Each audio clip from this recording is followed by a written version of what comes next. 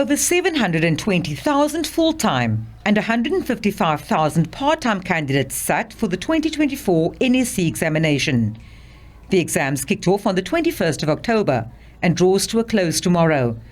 As of this morning, only 4 of the 181 question papers were still to be written. A number of challenges have, however, been experienced and lessons learnt. We are quite satisfied that the process has been underscored with integrity and tight processes.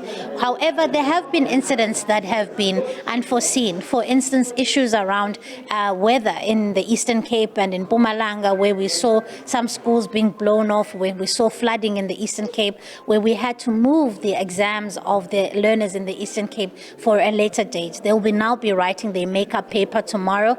And so some of the lessons that we've learned are around particularly the fact that our communities are violent and violent by nature. And how do we keep our learners safe, not only during the time when they are writing exams, but also generally. In KZN, a candidate did not complete the exam as he was removed by police as a suspect in an armed robbery. There's also been a hijacking of officials en route to a marking centre in the Eastern Cape.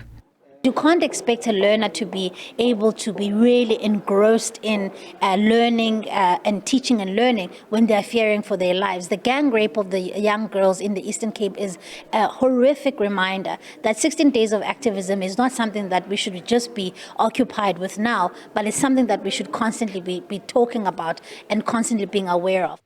The focus now moves to marking of scripts, which will take place at marking centres across the country. Over 50,000 markers are at the ready. Internal moderators and chief markers are trained, and they train on live scripts. And what is interesting about this process, if there are 20 of them in a room, we give each one of them the same script to mark.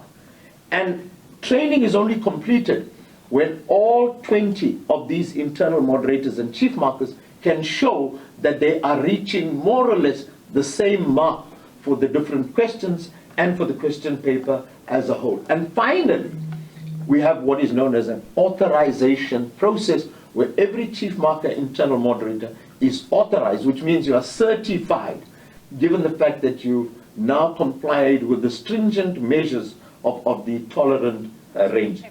The department says it will not at this stage be drawn into whether it will go to court to challenge the information regulator, which has issued an enforcement notice which prevents the DBE from publishing matric results in newspapers.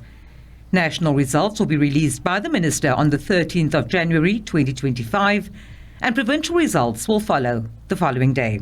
Vanessa Puna, SABC News, Cape Town.